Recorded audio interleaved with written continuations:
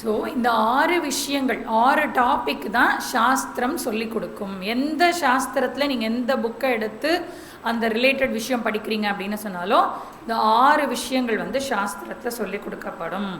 அதில் முதல் விஷயம் எது அப்படின்னு சொன்னால் ஜீவஸ்வரூபம் அப்படின்னு சொல்லப்படுது. ஜீவஸ்வரூபம். ஜீவஸ்வரூபம்னா யார்? நம்மெல்லாம் யார்? ஜீவா இல்லையா? ஜீவாத்மா. அப்போ என்னை பற்றி எனக்கு தெரியணுமா வேண்டாமா? நான் என்னை பற்றி என்ன நினச்சிட்ருக்கேன்? என் பேர் வனிதா, உன் பேர் சரண்யா, உன் பேர் ஸ்ரீநிதி, நான் வேற நீ வேற அப்படின்னு நினச்சிட்ருக்கேன் இல்லையா?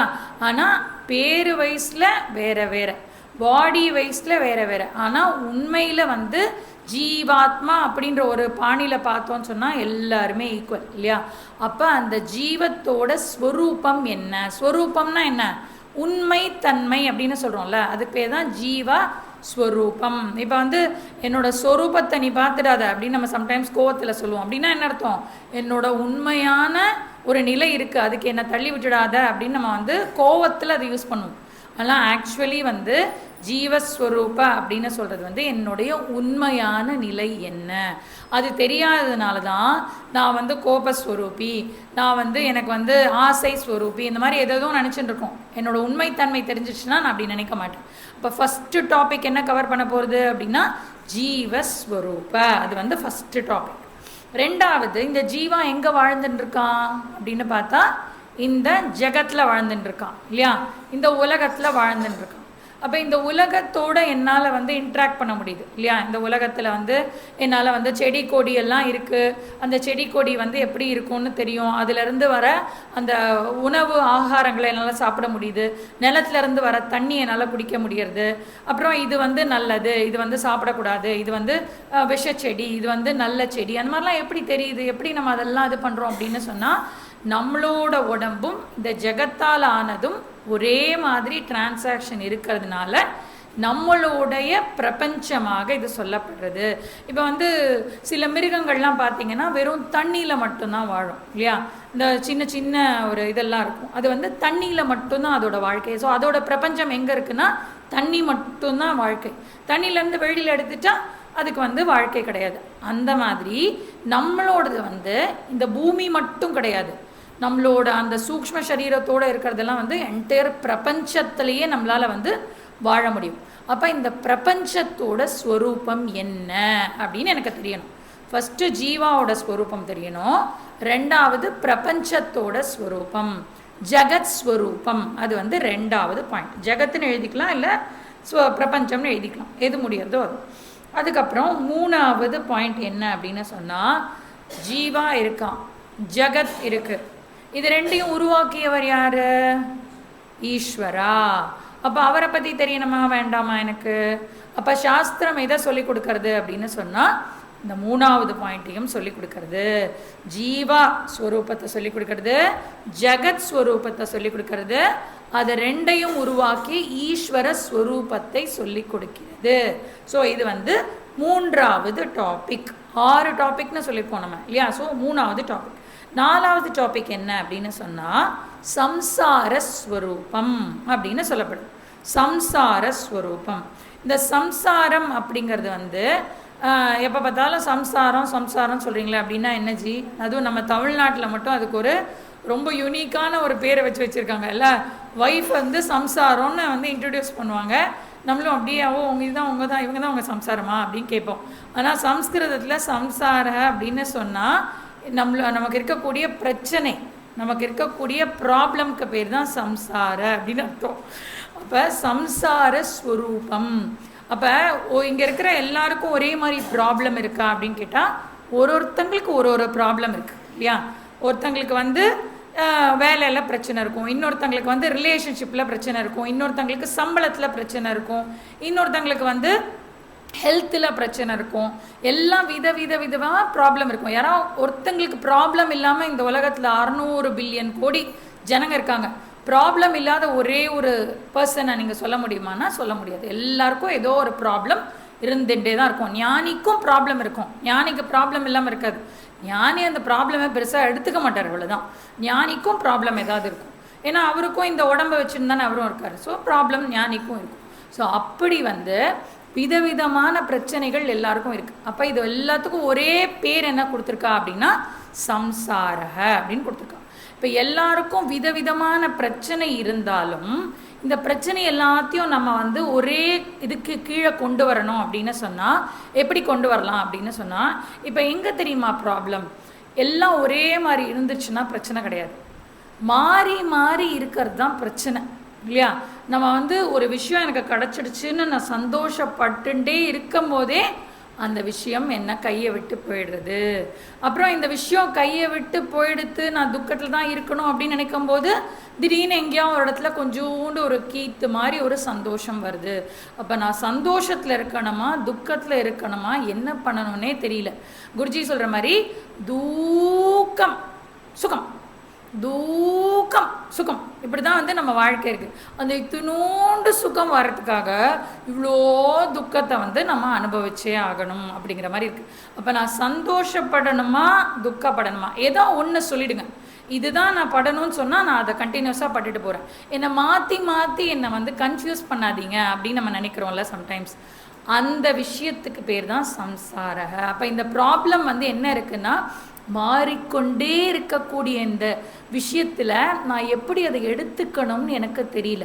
அப்போ நல்ல விஷயம் என்கிட்ட இருக்குது, எனக்கு பிடிச்ச விஷயம் இருக்குது அப்படின்னு சொன்னால் அது எப்படியாவது என்னை விட்டு போயிடக்கூடாதுன்னு பயந்துட்டே இருக்கேன்.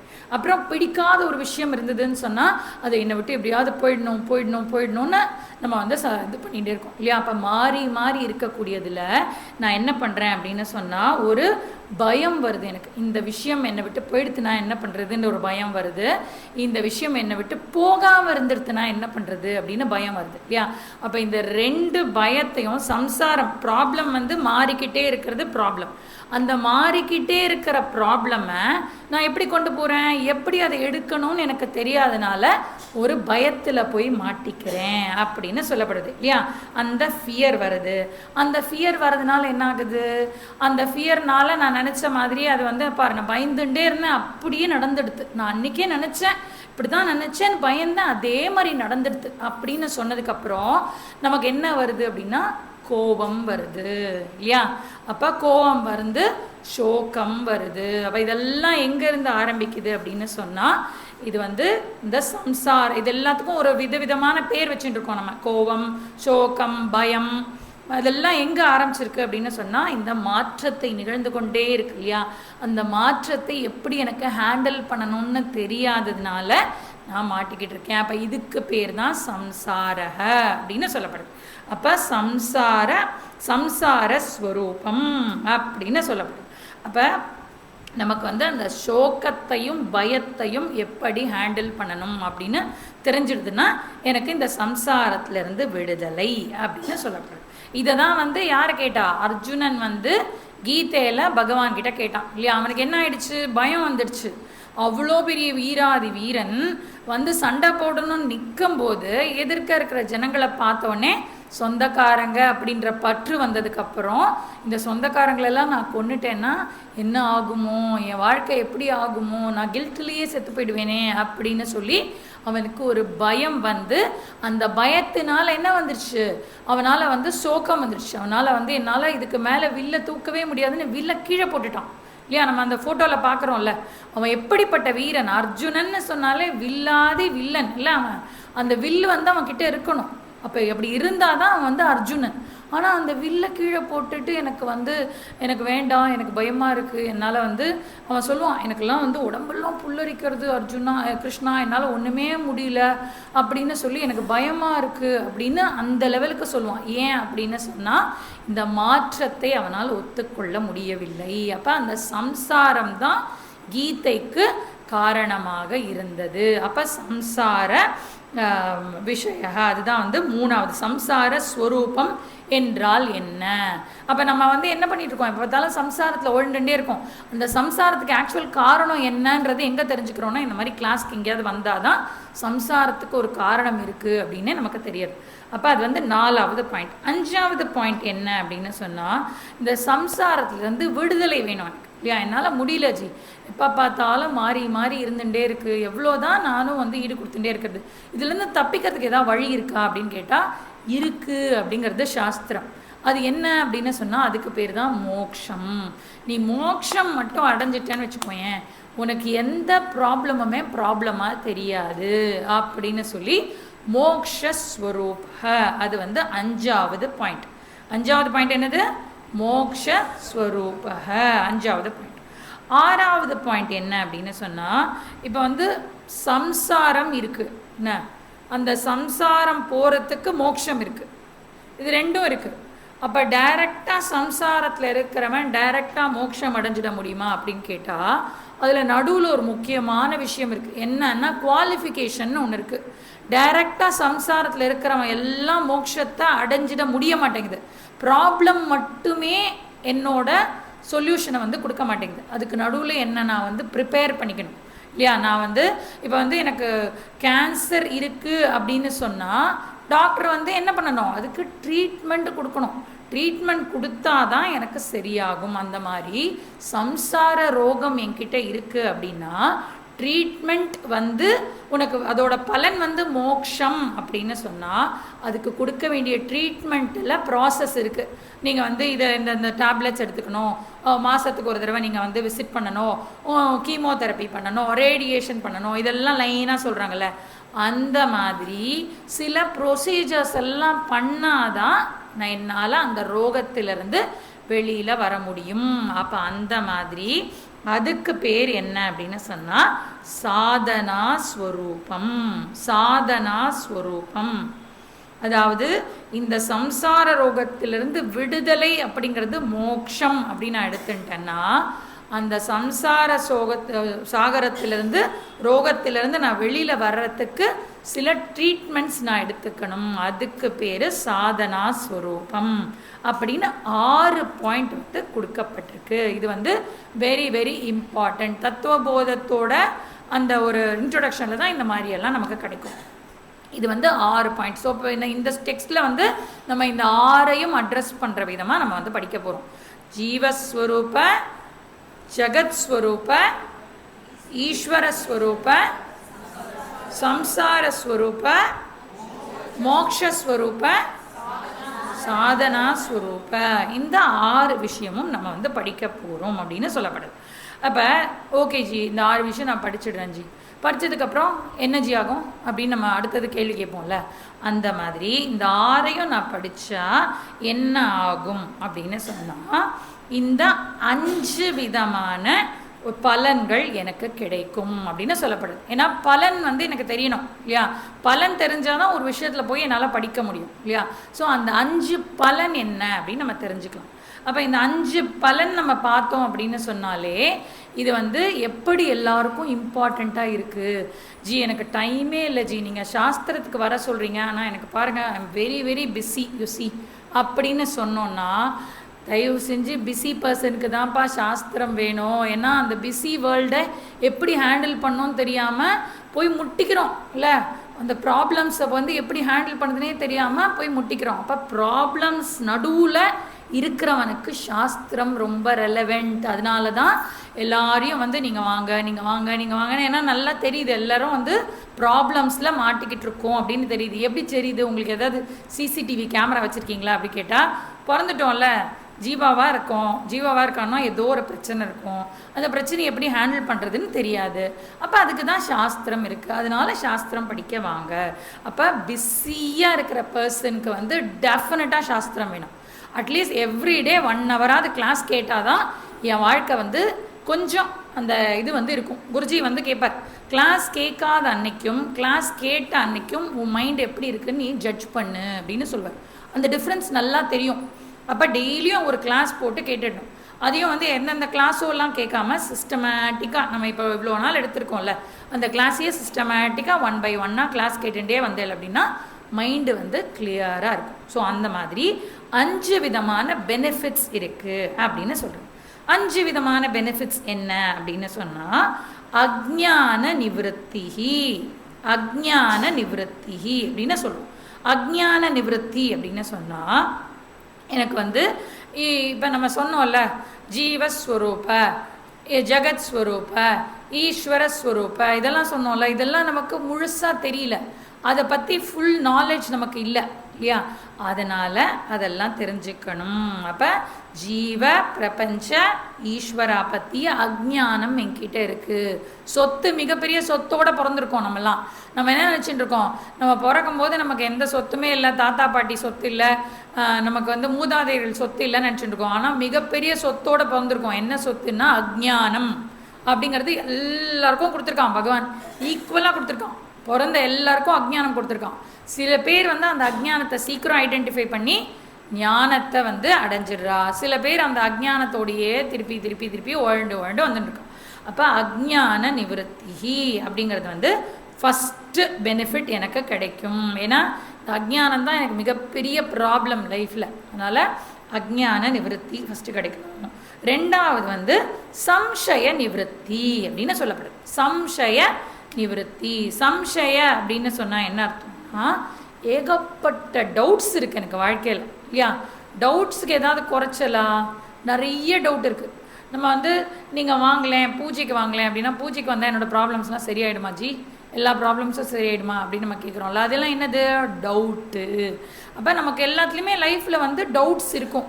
இதை பண்ணால் சரியாக இருக்குமா, இந்த விஷயத்தை இப்படி பண்ணால் சரியாக இருக்குமா, இப்படி பண்ணால் சரியாக இருக்குமா, இப்படி சொன்னால் சரியாக இருக்குமா, இல்லை இப்படி பேசினா சரியாக இருக்குமா, நிறைய டவுட்ஸ் வந்து நமக்கு இருந்துகிட்டே இருக்குது. அப்போ சம்சயங்கள் வாழ்க்கையில் இருக்குது. அப்புறம் நம்ம இந்த 3 விஷயம் சொன்னோம்ல, ஜீவ ஜெகத் ஈஸ்வரா, இந்த 3யுமே காமனாக எடுத்துட்டேன்னு வச்சுக்கோங்களேன்.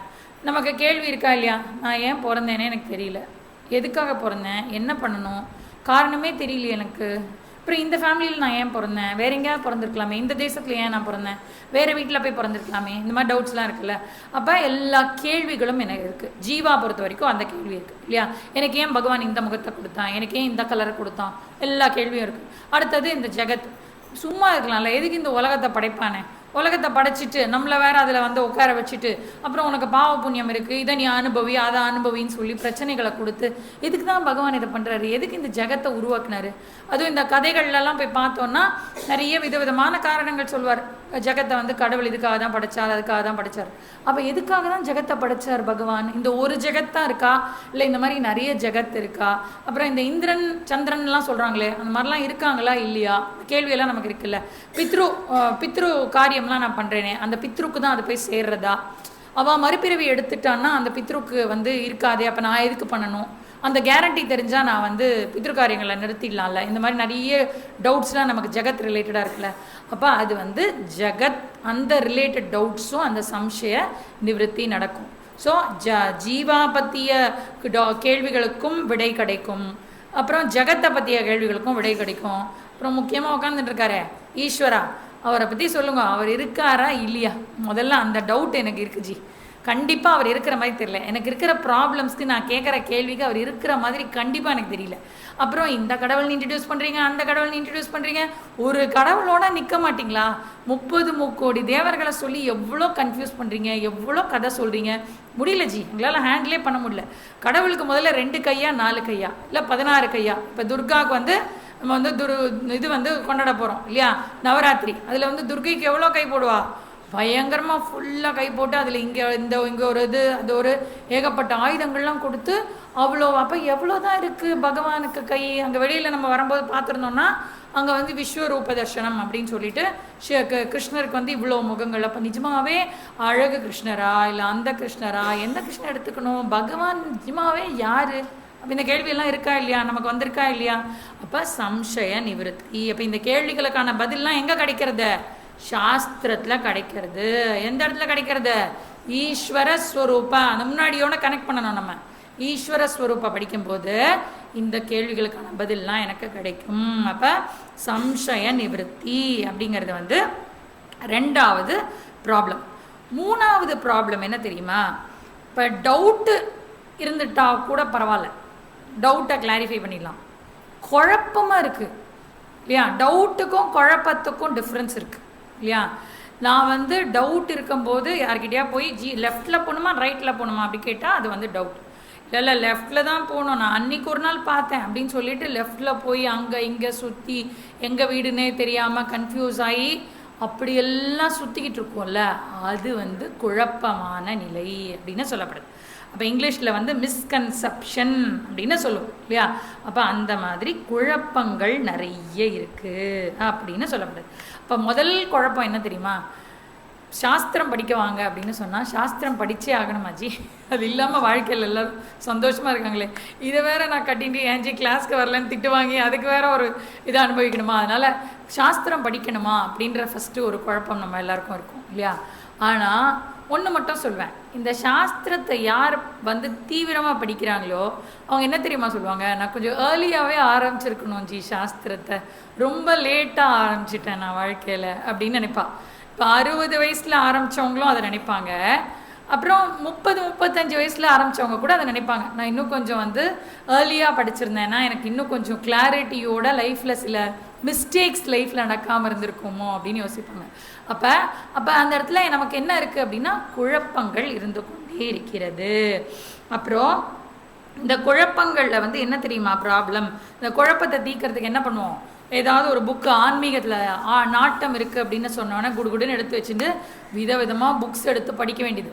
விதவிதமான புக்ஸ் எடுத்து படித்தா நமக்கு கண்டிப்பாக கிளாரிட்டி கிடைக்காது. அது வந்து சிஸ்டமேட்டிக் டீச்சிங்கில் மட்டும்தான் கிடைக்கும். இதுக்கப்புறம் இதுன்னு படித்தா மட்டும்தான் கிளாரிட்டி கிடைக்கும். இப்போ நீங்கள் எடுக்கிற புக்கு வந்து எந்த லெவல் ஆஃப் புக்குன்னு உங்களுக்கு தெரியாது. ஸ்டோரில் போய் எடுக்கிறீங்க, ஆன்மீக சாதனை அப்படின்னு ஒரு புக்கு இருந்ததுன்னா அதை போய் எடுத்தீங்கன்னா அது வந்து ஆரம்ப சாதகர்களுக்கா இல்லை அட்வான்ஸ் ஸ்டூடெண்ட்ஸ்க்கா தெரியாது. அதை வந்து டீச்சிங் மெத்தடாலஜி தெரியாது, எதுவுமே தெரியாது. அப்போ அந்த மாதிரி புக்ஸ் எல்லாம் எடுத்து படித்தோம் அப்படின்னு சொன்னால் பயங்கர கன்ஃபியூஷன் தான் வரும். எப்படி வந்து நம்ம வந்து பிஹெச்டி படிக்கணும், நான் வந்து பெரிய ஸ்காலர் ஆகணும் அப்படின்னு சொன்னால் சிஸ்டமேட்டிக்காக படிக்கணும். மேக்ஸில் எனக்கு ரொம்ப இன்ட்ரெஸ்ட் இருக்குது, மேக்ஸில் நான் வந்து ஒரு ஸ்காலர் ஆகணும் அப்படின்னு முடிவு பண்ணால் என்ன பண்ணணும், எல்கேஜியோட அந்த இதிலேருந்து சரியாக நம்ம வந்து சிஸ்டமேட்டிக்காக படிச்சுட்டு வந்தால் தான் நம்மளால் வந்து பண்ண முடியும். அப்போ அந்த மாதிரி இந்த ஸ்ட்ரக்சர்டு ஸ்டடி வந்து ரொம்ப ரொம்ப இம்பார்ட்டண்ட்.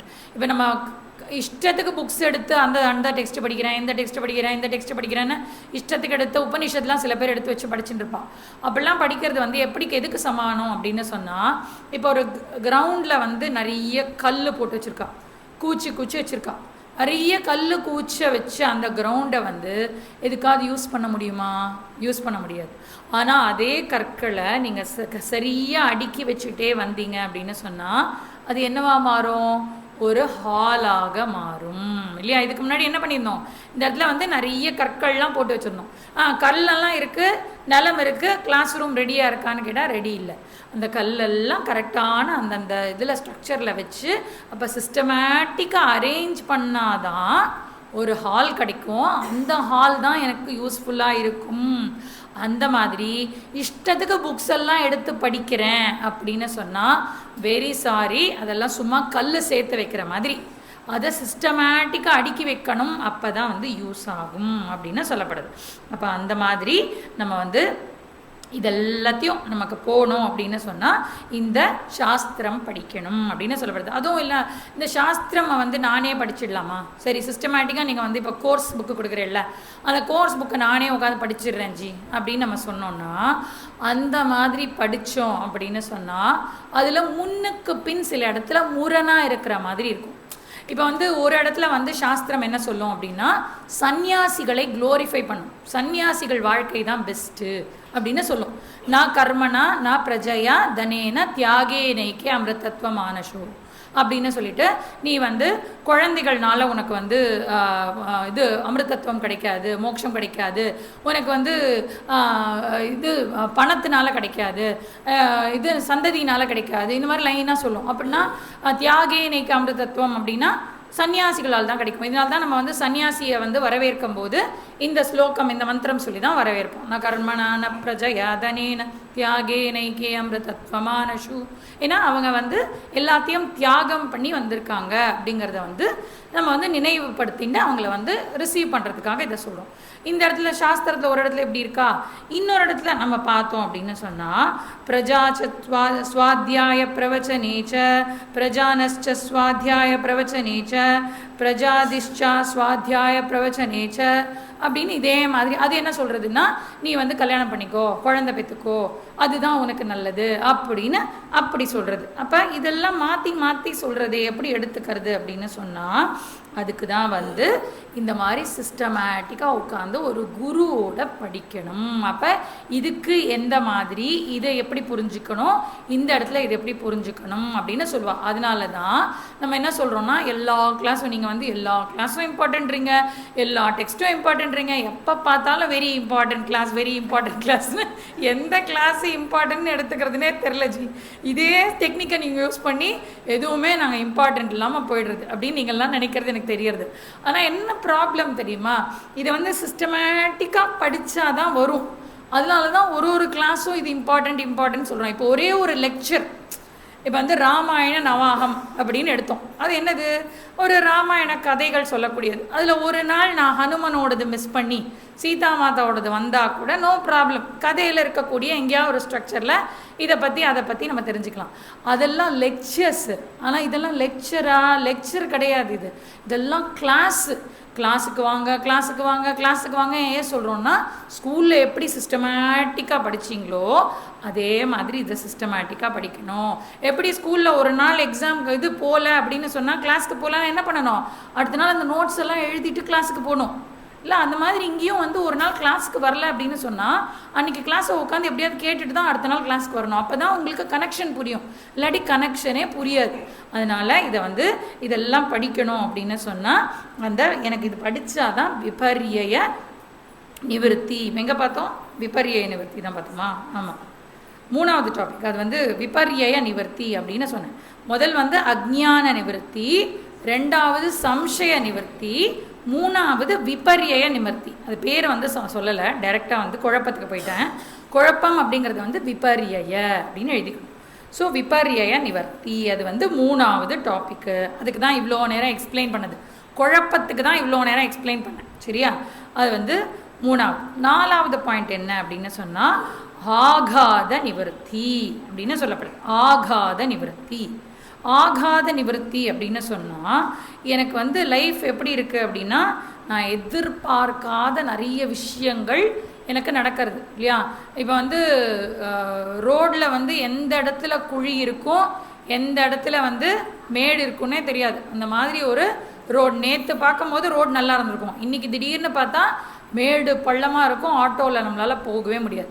அப்போ அந்த மாதிரி இருக்கக்கூடிய ரோடில் நான் ட்ராவல் பண்ணணும் அப்படின்னு சொன்னால், என்னுடைய வண்டியில் ஷாக் அப்சார்பர் இருக்கணும் அப்படின்னு சொல்லுவாள் இல்லையா. அந்த வண்டி வந்து நல்லா ஸ்டெடியாக போகணும் அப்படின்னு சொன்னால், ஷாக் அப்சார்பர் இருந்தது அப்படின்னு சொன்னால், மேலே கீழே இருக்கக்கூடிய அந்த இதை வந்து பேலன்ஸ் பண்ணுறதுக்கு ஷாக் அப்சார்பர். இப்போ நம்ம ஊர் ரோட்லலாம் வந்து ஹேண்டில் பண்ணுறதுக்கு டிஃப்ரெண்ட் வண்டி இருக்கணும். இப்போ ஃபாரினில் இருக்கிற வண்டிக்கும் நம்ம ஊரில் இருக்கிற வண்டிக்கும் டிஃப்ரென்ஸ் இருக்குது. ஏன் அப்படின்னா, நம்ம ஊரில் வந்து அந்த ஷாக் அப்சார்பர்லாம் 2 ஷாக் அப்சார்பர்லாம் போடுவாங்க. நீங்கள் இந்த பைக்கோட அட்வர்டைஸ்மெண்ட்லாம் பார்த்தீங்கன்னா 2 ஷாக் அப்சார்பர்ஸ் அப்படின்னு போட்டுருவோம்.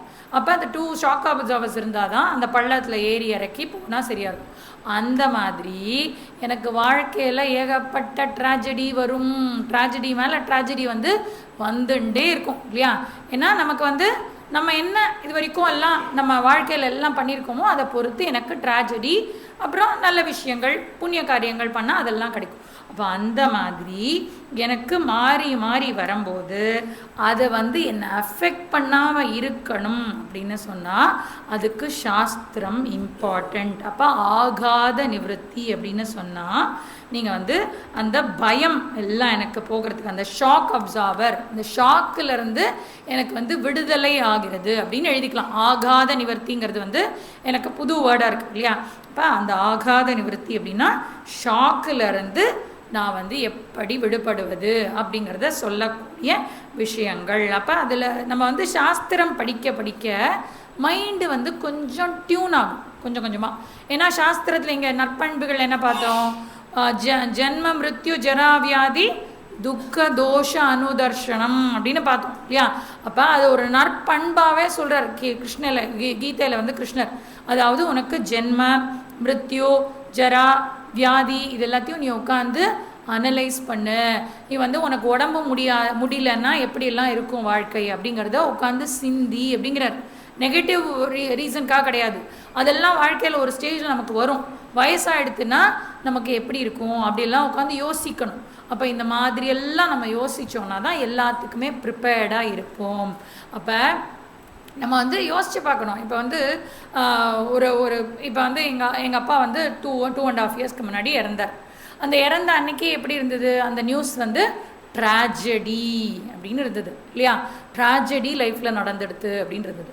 அப்புறம் கொஞ்சம் அந்த ஒரு 4-5 நாள் கழித்து யார்கிட்டயாவது அந்த விஷயத்த சொல்லும்போது ஒரு ட்ராஜிக் நியூஸ் நான் சொல்கிறேன் உங்களுக்கு அப்படின்னு சொல்லி அது எப்படி சொல்கிறோம், ட்ராஜடி வந்து ட்ராஜிக் நியூஸாக மாறிச்சு.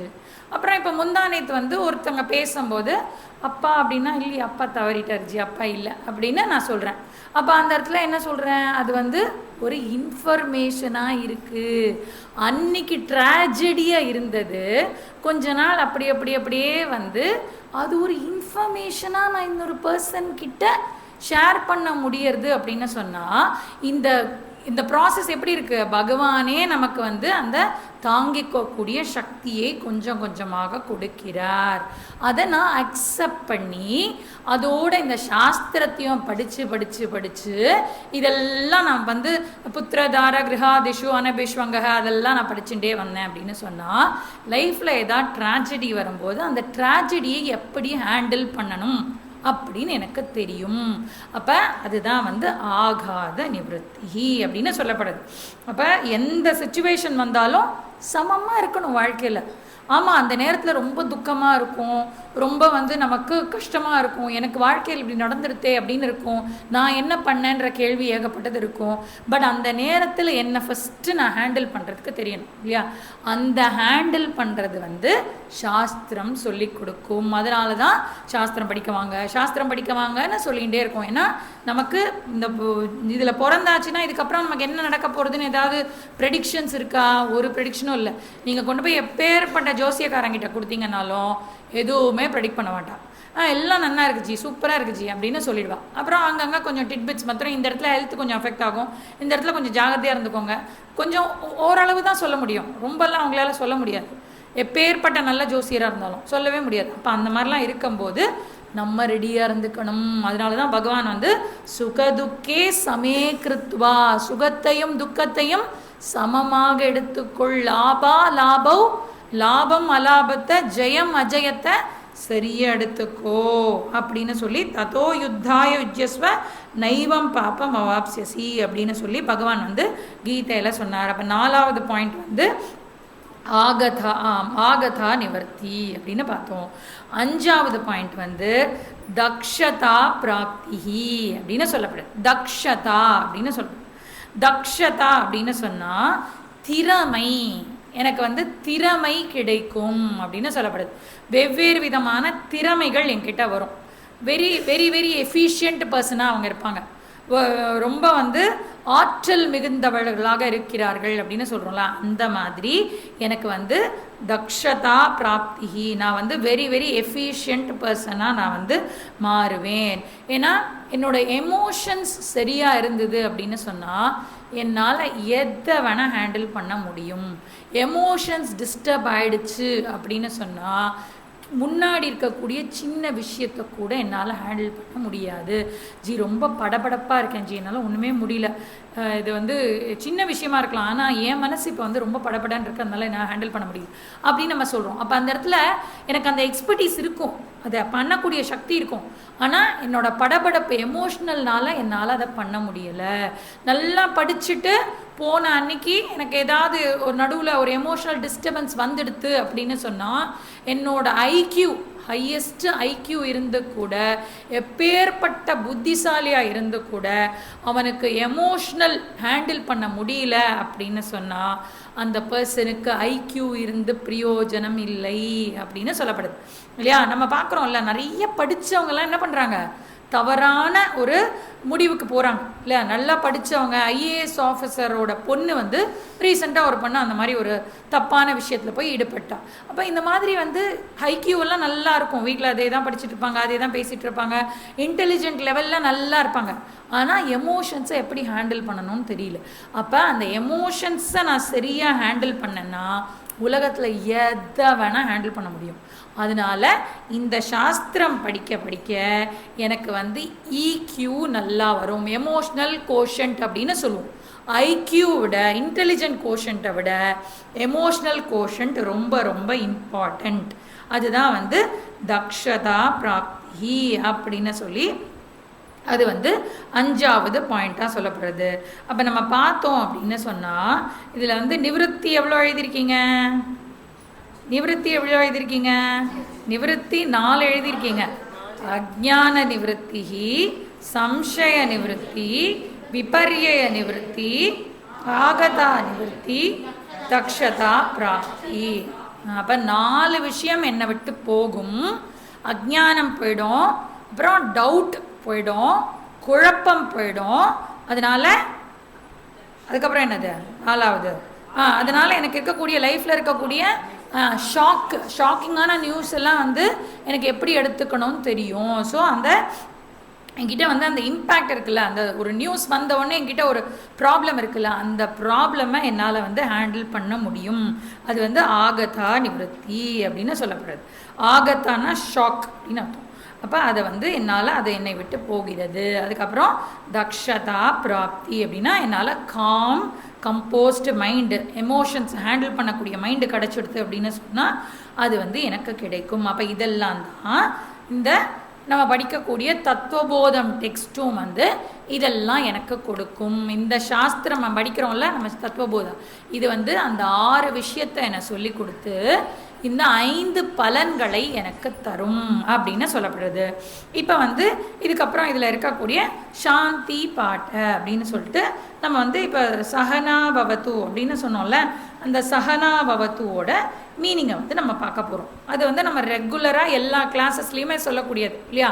எந்த டெக்ஸ்ட் எடுத்தாலும் நம்ம வந்து அதை சொல்லுவோம். சஹனா பவது சஹனௌ புனக்து சஹ வீரியம் கரவாவஹை தேஜஸ்வினாவதி தமஸ்து மா வித்விஷாவஹை ஓம் சாந்தி சாந்தி சாந்தி அப்படின்னு சொல்லுவோம். இது வந்து எல்லாருக்கும் ஜென்ரலாக தெரிஞ்ச மந்திரமாக இது வந்து இருக்கும். இது வந்து எங்கேருந்து இந்த மந்திரம் எடுத்திருக்கோம் அப்படின்னு சொன்னால் யஜுர்வேதத்தில் இருக்கக்கூடிய மந்திரம். அது வந்து it is not specific to தத்துவபோதத்தில் இருக்கிறது இல்லை, யஜுர்வேதத்திலிருந்து எடுக்கப்பட்ட மந்திரம் அப்படின்னு சொல்லப்படுது. அது என்ன சொல்கிறது, அந்த மந்திரம் என்ன சொல்கிறது அப்படின்னு நீங்கள் பார்த்தீங்க அப்படின்னு சொன்னால் அது எப்படி ஆரம்பிக்கிறது? ஓம் சஹனா பவது அப்படின்னு சொல்கிறோம் இல்லையா? அப்போ ஓம் அப்படின்னு சொன்னால் அந்த ஓமோட மீனிங் என்ன அப்படின்னு சொன்னால், இப்போ பகவானுக்கு நிறைய பேர் இருக்குது இல்லையா? நிறைய பேர் பகவான் இருக்குது. அதில் ஒரு பேர் வந்து ஓம் அப்படிங்கிறது வந்து பகவானுடைய ஒரு பேர். இப்போ மற்ற பேர்லாம் வந்து தட்சிணாமூர்த்தி, சரஸ்வதி, கிருஷ்ணர், பிள்ளையார், அந்த மாதிரி விதவிதமான பேர் சொல்கிறோம்ல. ஓம் அப்படின்னு சொன்னால் பகவானை குறிக்கக்கூடிய வார்த்தையாக இருக்குது. பொதுவாக பகவான் அப்படின்னு சொல்லக்கூடிய வார்த்தையாக இருக்கிறது அப்படின்னு சொல்லப்படுது. அப்போ அந்த ஓமுக்கு என்ன மீனிங் அப்படின்னு சொன்னால் காப்பாற்றுபவர் அப்படின்னு அர்த்தம். அவதி ரக்ஷதி இதி அப்படின்னு சொல்கிறது தான் வந்து ஓம் அப்படின்னு சொல்லப்படுது. அவதி ரக்ஷதி இதி அப்படின்னு அந்த ஓமோட மீனிங் என்ன அப்படின்னு பார்த்தா அவதி இதி அப்படின்னு ப்ரொடெக்ட் அப்படின்னு அர்த்தம். சம்ஸ்கிருதத்தில் வந்து அவதி இதி அப்படின்னா ப்ரொடெக்ட் அப்படின்னு அர்த்தம். அப்போ நம்ம வந்து காப்பாற்றுபவர் அப்படின்னு சொல்லப்படுறது. நம்மை காப்பாற்றுபவருக்கு அந்த அவருக்கு வந்து ஓம் அப்படின்ற பேரோட பகவான் அப்படின்னு நம்ம வந்து சொல்கிறோம். இந்த பகவானுடைய இன்னொரு பேர் வந்து ஓம். அந்த ஓமோட மீனிங் என்னன்னா என்னை காப்பாற்றுபவர் அப்படின்னு அர்த்தம். அப்போ இப்போ வந்து நம்ம நேற்று பார்த்தோம்ல, ரங்காஜியில் தான் பார்த்தோம். காப்பாற்று அப்படின்னு ஒரு பையன் வந்து காப்பாற்று அப்படின்னு சொன்னால் எனக்கு படிப்பு சொல்லிக் கொடு அப்படின்னு சொல்கிறோம். இன்னொருத்தங்க வந்து காப்பாற்று அப்படின்னா எனக்கு பணம் சம்பாதிச்சு கொடு அப்படின்னு கேட்குறான். அப்போ ஒருத்தங்க என்னை காப்பாற்று அப்படின்னு சொன்னால் அந்த காப்பாற்றுக்கு வெவ்வேறு விதமான மீனிங் இருக்குது. அந்த மீனிங் எல்லாம் பகவானுக்கு நல்லா தெரியும் இல்லையா? அப்போ பகவான் கரெக்டாக அந்தந்த காப்பாற்ற அந்தந்த பர்சனுக்கு வந்து கரெக்டாக பண்ணுவார் அப்படின்னு நம்ம பார்த்தோம் நேற்று. இப்போ அந்த மாதிரி இந்த இடத்துல ஓம் அப்படின்னு ஆரம்பித்து என்னை காப்பாற்று அப்படின்னு சொல்லிட்டு என்ன சொல்கிறாரு? சஹனா பவது அப்படின்னு சொல்கிறார். அப்போ இந்த இடத்துல வந்து சஹனா பவது அப்படின்னா இந்த இடத்துல வந்து நவது ந அவது நௌ அவது அப்படின்னு அதை வந்து பிரிச்சுக்கணும். சஹனா பவது அப்படின்னா நவ் அவது அப்படின்னு நம்ம பிரிச்சுட்டோம்னா நவ் அப்படிங்கிறது வந்து 2 பேரை குறிக்கிறது. குரு சிஷ்யா 2 பேரை குறிக்கிறது. இங்கே சிஷ்யர்கள் நிறைய பேர் இருக்கோமே அப்படின்னு நீங்கள் சொன்னாலும் சிஷ்யா குரு அப்படின்னு பார்த்தா ஒருத்தங்க தான். நீங்கள் ஒருத்தங்களும் இந்த ஸ்லோகத்தை சொல்கிறீங்கள, அப்போ இந்த ஸ்லோகத்தை நீங்கள் ஒரு மந்திரத்தை சொல்லும் போது குரு சிஷ்யா அப்படின்ற பாவனையில் வந்து இந்த இடத்துல வரும். அப்போ நவ் அப்படின்னு சொன்னால் 2 பேரும், அதாவது குருவும் சிஷ்யாவும், சஹ அப்படின்னு சொன்னால் அந்த பகவானை குறிக்கக்கூடிய சஹ அப்படின்னு சொல்லி நவ் அவது அப்படின்னா எங்களை காப்பாற்று அப்படின்னு இந்த இடத்துல எங்கள் இருவரையும் காப்பாற்று அப்படின்னு சொல்கிறது. அப்போ இந்த இடத்துல இருவரையும் காப்பாற்று அப்படின்னு சொன்னால் இந்த இடத்துல என்ன அர்த்தம்? 2 பேரையும் வந்து நாங்கள் 2 பேரும் வந்து இந்த படிப்பை ஆரம்பிக்க போகிறோம் அப்படின்னு அர்த்தம். அப்போ இந்த படிப்பில் அவங்க ஒரு விஷயத்தை எனக்கு சொல்லுவாங்க, அந்த விஷயத்தை நான் கிளியராக புரிஞ்சுக்கிறதுக்கு அவங்களும் வந்து நல்லா சொல்லணும், நானும் அதை நல்லா புரிஞ்சுக்கணும். அவங்க எப்படி சொல்கிறாங்களோ அதே நிலையில் நான் புரிஞ்சுக்கணும் அப்படின்னு நம்ம வேண்டிக்கிறது தான் இந்த இடத்துல வந்து சஹனா பவது அப்படின்னு சொல்லப்படுது. ஏன்னா இப்போ வந்து இந்த 2 பக்கமும் ஒரு டிரான்ஸ்மிஷன் நடக்கிறது இல்லையா? நான் வந்து என் மைண்டில் இருக்கக்கூடிய எண்ணங்களை வார்த்தைகளாக சொல்கிறேன், அந்த வார்த்தைகளை நீங்கள் எடுத்துட்டு உங்களோட எண்ணங்களாக மாற்றிக்கணும் இல்லையா? நடுவில் வந்து அந்த வார்த்தை வந்து இருக்குது, என்னோட எண்ணம் டைரக்ட்லி உங்களோட எண்ணம் அப்படின்னு சொல்லிட்டா ட்ரான்ஸ்ஃபர் பண்ணிடலாம் இல்லையா? நிறைய வந்து இதிலெல்லாம் பார்க்குறோம்ல, டேட்டா ட்ரான்ஸ்ஃபர்லாம் பண்ணும்போது ப்ராப்ளம் இல்லை. ஒரு கம்ப்யூட்டர்லேருந்து இன்னொரு கம்ப்யூட்டருக்கு டேட்டா ட்ரான்ஸ்ஃபர் பண்ணும்போது அப்படியே வந்து அப்லோட் ஆகிடும். ஏதாவது வைரஸ் இருந்தால் மட்டும்தான் அந்த ஃபைல் வந்து இந்த ஃபைலுக்கு போகாது. இந்த இடத்துல ஏகப்பட்ட வைரஸ் இருக்குல்ல, 2 பக்கமும் வைரஸ் இருக்க சான்ஸ் இருக்குது இல்லையா? அப்போ அந்த என்னோட தாட்ஸ் வந்து என்னுடைய எண்ணங்கள் வந்து வார்த்தைகளாக வருது, அந்த வார்த்தைகளை நீங்கள் கேட்டு எண்ணங்களாக பதிச்சுக்கணும் அப்படின்னு சொன்னால் இந்த ப்ராசஸ் வந்து வெரி வெரி டிஃபிகல்ட். அதனால் இந்த கம்யூனிகேஷன் நல்லா நடக்கணும் 2 பேருக்குள்ள. அதனால் சஹனா பவது காப்பாற்று கடவுளே அப்படின்னு அதை சொல்லி நம்ம வந்து ஆரம்பிக்கிறோம் அப்படிங்கிறது தான் ஃபஸ்ட்டு. அப்புறம் சஹனவ் புனக்து அப்படின்னு சொல்லி திருப்பியும் வந்து அதே தான், சஹனவ் புனக்து அப்படின்னா திருப்பியும் எங்களை காப்பாற்று அப்படின்னு 2வது வாட்டி சொல்கிறார். இந்த இடத்துல 2வது வாட்டி காப்பாற்று அப்படின்னு எதுக்கு சொல்கிறார் அப்படின்னு சொன்னால், இப்போ வந்து நம்ம வந்து படிச்சுட்டு அந்த படிப்பு வந்து இப்போ நீங்கள் 1 இயர் கோர்ஸ் பண்ணுறீங்கள, 1 இயர் கோர்ஸ் பண்ண உடனே எனக்கு ஒரே ஒரு சந்தோஷம் என்ன தெரியுமா? இந்த 1 இயர் கோர்ஸ் ஸ்டூடெண்ட்ஸ் யாருமே வந்து எங்களுக்கு முடிச்ச அப்புறம் சர்டிஃபிகேட் கொடுப்பீங்களான்னு யாருமே கேட்கல. வெளியில் வந்து நீங்கள் ஏதாவது ஒரு கோர்ஸ் படிச்சிங்கன்னு சொன்னால் 1 இயர் டிப்ளமா முடித்தோடனே 1 இயருக்கு ஒரு சர்டிஃபிகேட் கொடுப்பீங்களா ஜி, நான் அதை வச்சு வேலை வாங்கணும் ஜி அப்படின்னு கேட்போம்ல. இங்கே வந்து அது கேட்கவே இல்லை. ஏன்னா இங்கே வந்து இந்த நான் பப்ளிசிட்டிக்காக இதை படிக்கலை, நான் வந்து கீதா படிச்சிருக்கேன் பாருங்கோ, இதை படிச்சிருக்கேன் பாருங்கன்ற பப்ளிசிட்டிக்காக நம்ம படிக்கலை. நம்மக்கிட்ட டிரான்ஸ்ஃபர்மேஷன் வரணும். நான் வந்து இப்போ கீதை படிச்சிருக்கேன் அப்படின்னு சொன்னால் நான் வாழ்க்கை முறை வாழ்கிறதுல டிஃப்ரென்ஸ் இருக்கணும், நான் ஒரு பர்சன்கிட்ட பேசுகிறதுல டிஃப்ரென்ஸ் இருக்கணும். வீட்டில் எல்லாரும் குதி குதி குதி குதின்னு குதிச்சாலும் நான் கீதை படித்ததுனால எப்படி இருக்கணும், கொஞ்சம் அதை தரமாக ஹேண்டில் பண்ணக்கூடிய சக்தியில் நான் இருக்கணும். அதை விட்டு அவங்க குதிக்கிறதுக்கு முன்னாடி நான் தாங்கன்னு குதிச்சேன்னா நான் கீதை படித்து என்ன பிரயோஜனம்? கீதை படித்து பிரயோஜனமே இல்லை. அப்போ நான் 1 இயர் படிச்சுட்டேன் 2 இயர் படிச்சுட்டேங்கிறதுக்காக இங்கே நம்ம யாரும் படிக்கலை. அந்த படித்தது என்ன டிரான்ஸ்ஃபார்ம் பண்ணணும் அப்படிங்கிறதுக்காக நம்ம படிக்கிறோம். அப்போ அந்த டிரான்ஸ்ஃபர்மேஷன் நடக்கிறதுக்காக தான், அதுவும் அந்த பாசிட்டிவ் டிரான்ஸ்ஃபர்மேஷனாக இருக்கணும் இல்லை, நெகட்டிவ் டிரான்ஸ்ஃபர்மேஷனாக இருக்கக்கூடாது. இப்போ வந்து நிறைய படித்தவங்க வந்து என்ன பண்ணுவாங்க, ரொம்ப கர்வத்தோட நான் படிச்சிருக்கேன் அந்த மாதிரிலாம் வந்து லௌகீக கல்வியில் இருப்பாங்க. பட் இந்த ஆன்மீக கல்வியில் என்ன ரொம்ப இம்பார்ட்டன்ட்னு சொல்லிட்டோம், அமானித்துவம் அதம்பித்துவம் தான் ஆரம்பிக்கிறோமே நம்ம இல்லையா? பணிவு ரொம்ப ரொம்ப இம்பார்ட்டண்ட். அப்படிங்கும்போது இதை படிச்சுட்டு உலகத்தோட நம்ம வந்து பாசிட்டிவாக இருக்கணும், நம்ம வந்து நமக்கு வந்து பாசிட்டிவாக இருக்கணும், நம்மளை சுற்றி இருக்கிறவங்களுக்கு நம்ம பாசிட்டிவ் விஷயங்களை கொடுக்கணும். நம்ம இருக்கிற சொசைட்டிக்கு பாசிட்டிவ் விஷயத்த கொடுக்கணும். இந்த வேர்ல்டுக்கே நம்ம என்னத்தை கொடுக்கணும்? ஹிதத்தை கொடுக்கணும் இல்லையா? அப்போ அந்த ஹிதம் கொடுக்கறதுக்காக நான் வந்து இந்த காப்பாற்று எதுக்கு சொல்கிறோம் அப்படின்னு சொன்னால், எங்கள் 2 பேரையும் இதுக்காக நீ காப்பாற்று. இதை வந்து எங்களோடதில் ரீடைன் பண்ணி நாங்கள் வந்து இந்த சொசைட்டிக்கு பிளெஸ்ஸிங்காக மாறணும் அப்படின்னு சொல்லப்படுது இல்லையா? நம்மளும் வந்து என்னை பிளெஸ் பண்ணுங்கோ, என்னை பிளெஸ் பண்ணுறங்கோ அப்படின்னு நம்ம எப்போவுமே கேட்குறோம்ல. அந்த பிளெஸ்ஸிங் என்னத்துக்கு? எனக்கு இது வாழ்க்கையில் கிடச்சிடணும், அது வாழ்க்கையில் கிடச்சிடணும் அப்படிங்கிறதுக்காக இல்லை. நானே பிளெஸ்ஸிங்காக இருந்து இந்த உலகத்துக்கு நான் பிளெஸ்ஸிங்காக மாற வேண்டும் அப்படிங்கிறதுக்காக தான் பிளெஸ் பண்ணுங்கோ நம்ம எல்லாருக்கிட்டையும் கேட்குறோம்.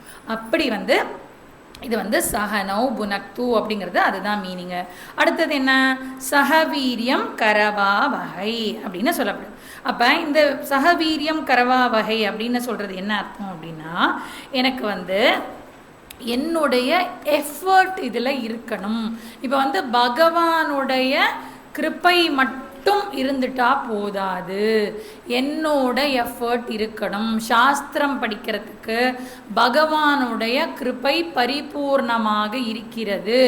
குரு கிருப்பா, ஈஸ்வர கிருப்பா, சாஸ்திர கிருப்பா, 3 கிருப்பாவும் ஃபுல்லி 24/7 அவைலபிள்.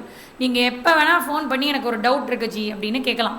அந்த படத்தில் வரும்ல, 12 மணிக்கு ஃபோன் பண்ணி ஜி நீங்கள் வந்து தாசா, லார்ட் லபக் தாசா அப்படிலாம் ஒரு கேள்வி கேட்பாங்க.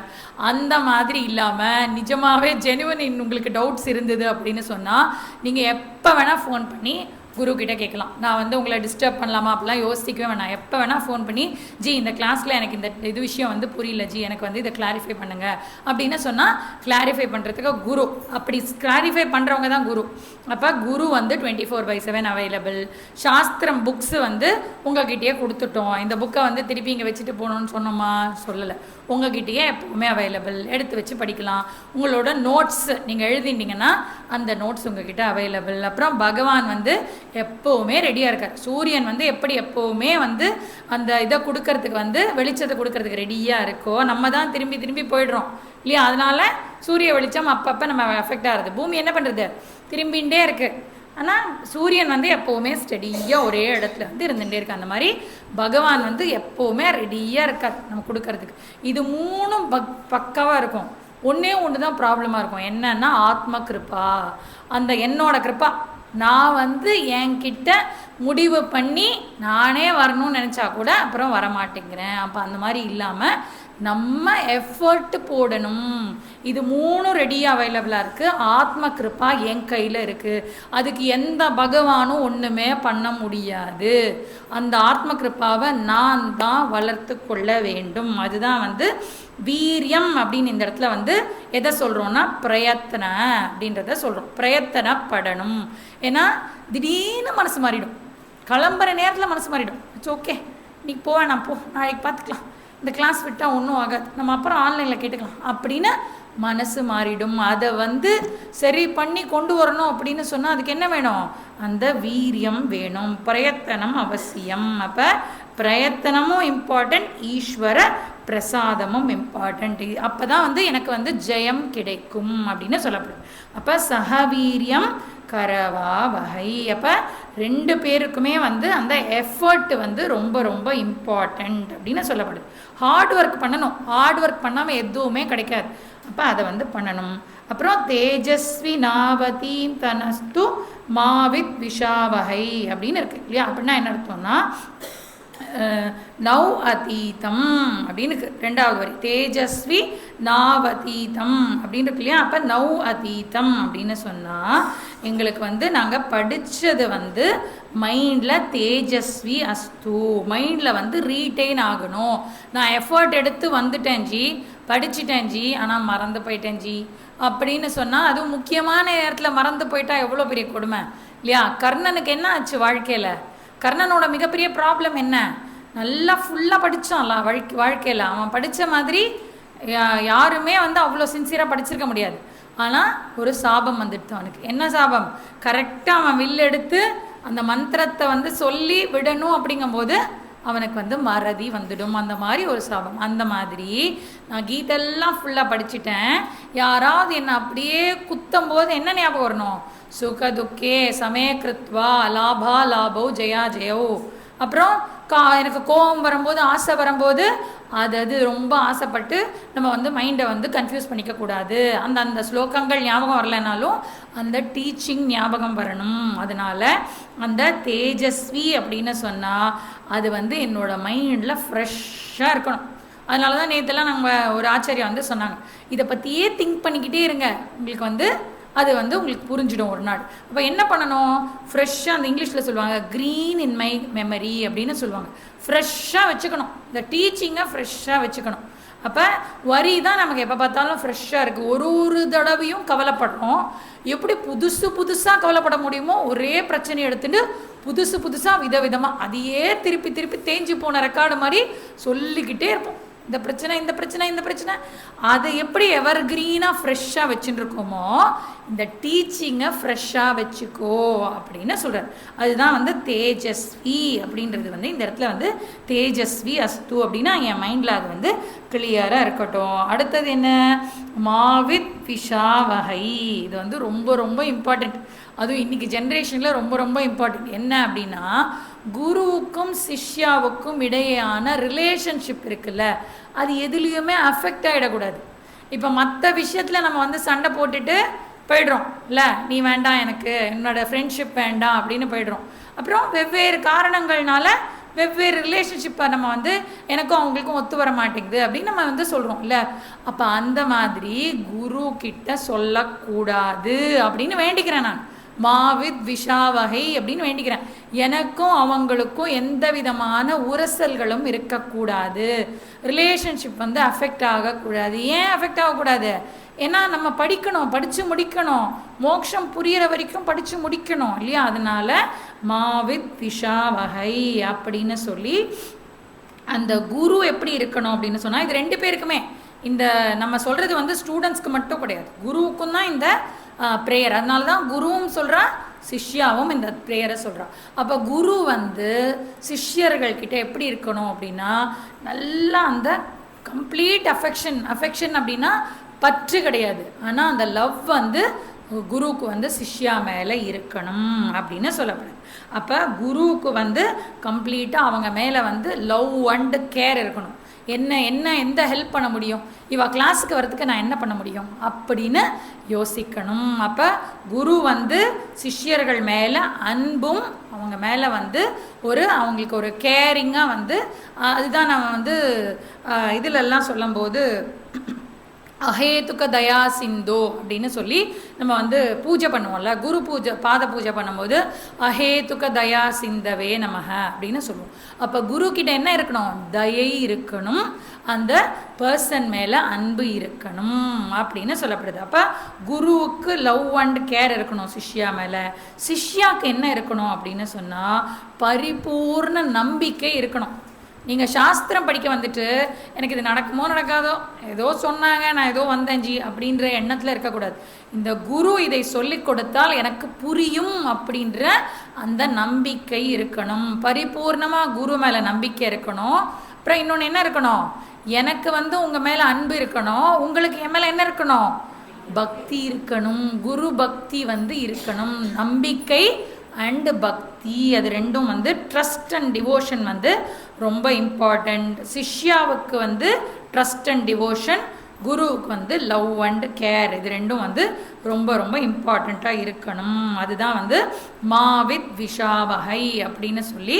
அப்போ அது வந்து நமக்குள்ள அந்த உரசல்கள் இருக்கக்கூடாது, ரிலேஷன்ஷிப் நல்லா இருக்கணும் அப்படின்னு நம்ம வந்து அப்போ யோசிச்சு பாருங்கள். ஒரு கிளாஸ்லேயும் அதை சொல்லி தான் நம்ம ஆரம்பிக்கிறோம் அப்படின்னா எவ்வளோ ஒரு ப்ரொஃபவுண்ட் மந்த்ராவாக இந்த மந்திரம் இருக்குது அப்படின்னு சொல்லப்படுது. அப்புறம் எதோட முடிக்கிறோம், ஓம் சாந்தி சாந்தி சாந்தி அப்படின்னு 3 சாந்தி சொல்லி முடிக்கிறோம். அந்த 3 சாந்தி எது அப்படின்னு பார்த்தா எனக்கு வந்து 3 விதமான பிரதிபந்தங்கள் வரும். பிரதிபந்தம் அப்படின்னு சொன்னால் ஆப்ஸ்டக்கிள்ஸ் அப்படின்னு சொல்கிறோம். 3 விதமான ஆப்ஸ்டக்கிள்ஸ் வரும் எனக்கு வாழ்க்கையில். என்னென்ன ஆப்ஸ்டக்கிள் அப்படின்னு சொன்னால், எனக்கு வந்து ஆத்தியாத்மிக, ஆதி தெய்வீக, ஆதி பௌத்திக அப்படின்னு சொல்லுவாங்க. அதாவது ஃபஸ்ட்டு வந்து நம்ம வந்து ஆதி தெய்வீகம் பார்த்துடலாம். ஆதி தெய்வீகம் அப்படின்னு சொன்னால் எனக்கு இந்த தெய்வங்கள்லாம் இருக்கால, திடீர்னு மழை வந்துடும், அப்புறம் திடீர்னு கோவிட் ஒரு 2 வருஷம் இருந்ததில்ல, அந்த டைமில் வந்து இந்த மாதிரி கூட்டம் போட்டெல்லாம் கிளாஸ் எடுக்க முடியாது. வெறும் கிளாஸை வந்து இந்த மாதிரி ஒரு கேமராவை பார்த்து இவங்க தான் ஸ்டூடெண்ட் நினச்சிட்டு கேமராவில் தான் வந்து கிளாஸ் எடுக்கணும். அப்போ அந்த மாதிரி நமக்கு வந்து வெவ்வேறு விதமான பிரதிபந்தங்கள், பயங்கர வெயிலாக இருக்குச்சு, 4 மணிக்கு என்னால் கிளாஸ்க்கு வர முடியல, அதெல்லாம் சொல்கிறோம்ல, அதெல்லாம் என்னென்னா ஆதி தெய்வீக பிரதிபந்தங்கள் அப்படின்னு சொல்லப்படுது. நேச்சர் ரிலேட்டடாக வரக்கூடியது அது வந்து ஆதி தெய்வீக. அப்புறம் ஆதி பௌத்திக, அது வந்து 2வது பிரதிபந்தம். என்னை சுற்றி இருக்கக்கூடிய ஜனங்கள்னால வரக்கூடியது, லிவிங் பீயிங்ஸ்னால என்னை சுற்றி வந்து திடீர்னு நான் கிளம்பலான்னு வரும்போது எங்கள் மாமியார் வந்துட்டாங்க இல்லையா, என்னால் வந்து கிளம்பி வர முடியல, கிளாஸ் கேட்க முடியல, நேற்று யாரோ ஒருத்தங்க போட்டிருந்தாங்க. அப்போ அது மாதிரி நமக்கு வந்து ஏதாவது ஒரு பிரச்சனை வந்து திடீர்னு பீப்புள்னால வந்துடும். அவங்க வந்து திடீர்னு என்கிட்ட ஏதோ பேசணும்னு வந்துட்டாங்க ஜி, அதனால் கிளாஸ்க்கு வர முடியல அப்படின்னு நம்ம சொல்கிறோம். அப்புறம் இது மாதிரி எல்லாம் சொல்லும் போது இதெல்லாம் வந்து ஆதி பௌத்திக பிரதிபந்தங்கள் அப்படின்னு சொல்லப்படுது. இந்த 2 பிரதிபந்தம் கூட நம்ம வந்து எப்படியாவது கடந்து வந்துடலாம். எப்போ பார்த்தாலும் மழை பெய்யாது, எப்போ பார்த்தாலும் இது வராது. அப்புறம் எப்போ பார்த்தாலும் நம்ம வீட்டுக்கு யாராவது வந்து அந்த நேரத்தில் வந்து கெஸ்ட் வந்துட்டு இருக்க மாட்டான். நம்ம வந்து இல்லை ஜி நான் இந்த டைமில் அவைலபிளாக இல்லை, நீங்கள் இன்னொரு நாள் இன்னொரு டைமுக்கு வாங்க அப்படின்னு சொல்லிட்டு அவள் வந்து டிஸ்டர்ப் பண்ண மாட்டான். முக்கியமாக ஒரு டிஸ்டர்பன்ஸ் எங்கே வரும்னா ஆத்தியாத்மிக பிரதிபந்தம். நான் வந்து முடிவு பண்ணிட்டேன் அப்படின்னு சொன்னால் என்னை வந்து மாற்றவே முடியாது. ப்ளீஸ் வாயேன் வாயேன் வாயேன்னு எவ்வளோ கேட்டாலும் வந்து நம்ம முடிவு பண்ணிட்டோம்னா நம்ம வரவே மாட்டோம். அப்போ அந்த பிரதிபந்தம் வராமல் நம்ம வந்து காப்பாற்றி கொள்ள வேண்டும். அலர்ட்டாக இருக்கணும். நான் வந்து இந்த மாதிரி நினைக்கிறேன், ஆனால் வந்து இதை பண்ண மாட்டேங்கிறேன் அப்படின்ற அலர்ட் திங்கிங் வந்து எனக்கு இருக்கணும். அதுதான் வந்து ஆத்தியாத்மிக பிரதிபந்தம் அப்படின்னு சொல்லப்படுது. அப்போ இந்த 3 பிரதிபந்தங்களும் எனக்கு போகணும் அப்படிங்கிறதுக்காக தான் ஓம் சாந்தி சாந்தி சாந்தி அப்படின்னு சொல்கிறோம். அப்போ இனிமேல் நம்ம வந்து ஓம் சாந்தி சாந்தி சாந்தி சொல்லும் போது இதை நினச்சிக்கணும். நினச்சி இந்த 3 விதமான பிரதிபந்தங்கள் எனக்கு வராமல் இருக்கணும் கடவுளே அப்படின்னு சொல்லி பிரார்த்தனை பண்ண பிரார்த்தனைக்கு பகவான் என்ன பண்ணுவார், கொஞ்ச நாள் மனசுக்குள்ளே உள்ளே பூந்து இல்லை நீ போ அப்படின்னு அவரே வந்து வீரியமாக வந்து எனக்கு வந்து கொஞ்சம் ஸ்ட்ரென்த் கொடுப்பாரு. ஆனால் நம்ம எப்பேற்பட்ட ஆளுங்க, அவரையே பிடிச்சி அமுக்கிட்டு இல்லை நான் படுத்து தூங்க போகிறேன் அப்படின்னு சொல்லி படுத்து தூங்கிடுவோம் இல்லை. அந்த மாதிரி பண்ணாமல் 3 விதமான பிரதிபந்தங்களும் வராமல் இருக்கிறதுக்கு நம்ம வந்து பகவானை பிரார்த்தனை பண்ணிக்கிட்டு ஓம் பூர்ணமத பூர்ணமிதம் பூர்ணாத் பூர்ணமுதச்யதே பூர்ணஸ்ய பூர்ணமாதாய பூர்ணமேவாவசிஷ்யதே ஓம் சாந்தி शांति हरि ओम श्री गुरुभ्यो नमः हरि ओम. நேற்று வந்து